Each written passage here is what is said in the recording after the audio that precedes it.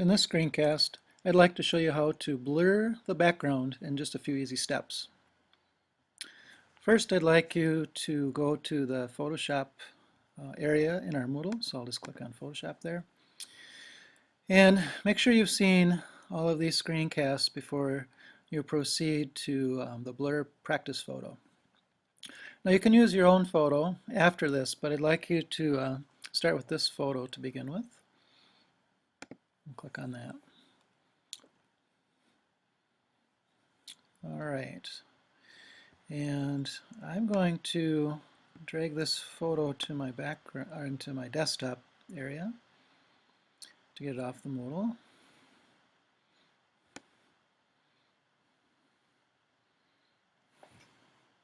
All right, and it's sitting right here. Now on your PC, I'm obviously using a Macintosh. On your PC there will be a Photoshop icon on the desktop. You can just drag the photo onto there. On the Mac, I'm just going to drag it to the Photoshop icon in my dock. So we'll just look for the PS square.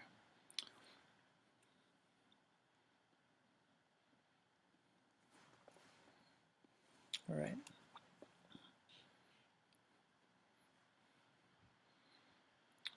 Okay, I'm going to turn this off in the background or minimize it. Okay. And I'm going to expand my canvas a little bit just so my desktop is a little less distracting. All right, as always, we'll make a duplicate, and I like to make a couple. All right. Now, first of all, before we get into blurring the background, the photo looks pretty sharp, but I'm going to just check out the multiply, and that's a little bit too dark, but I'm going to change my opacity down. All right. Yep. And that gives my photo a little bit darker look. It might be a little bit too dark still. I'm going to turn my opacity down. But I just wanted to do a quick touch-up of that photo. It looked a little bit too light to begin with, so I added a multiply blend layer.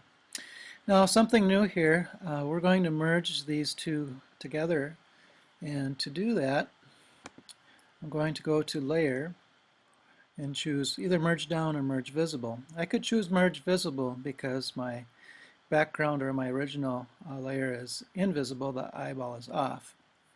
But I'm going to just choose Merge Down. All right, and then I'm going to make a duplicate of this new layer. Okay. All right. I'm going to show you a couple ways to blur the background. I prefer using a mask to do this, but there's other ways to blur the background. The reason why we're blurring the background is it looks pretty distracting.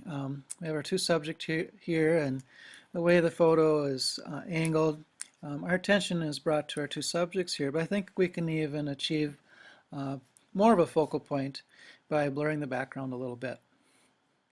One way to do this is to go to Filter, which we briefly mentioned in the Magic Wand screencast. And you're welcome to try any of these, but I like using Gaussian blur to start with. And that'll put quite a bit of blur on.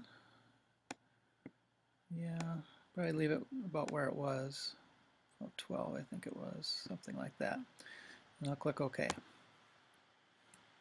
I think I'll even put more on. I'm going to really blur that background.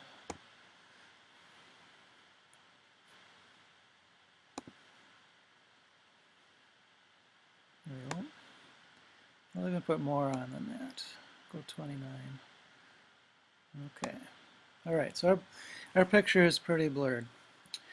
Now, instead of putting an adjustment layer on, I'm going to go to the button next to it, which is Add a Mask. So there is the mask right there. And so I can use my black and white color chips and the paintbrush to hide or reveal the blur effect, or the blur filter that was placed on here. So I've got it on black, so that will hide the effect of the blur that was put on. And I'm going to start bringing back our subjects.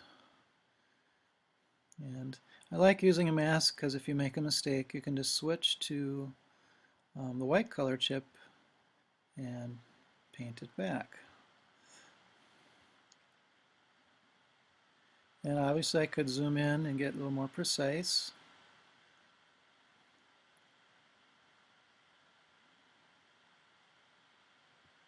Alright, and I probably missed a few areas here. Now let's compare.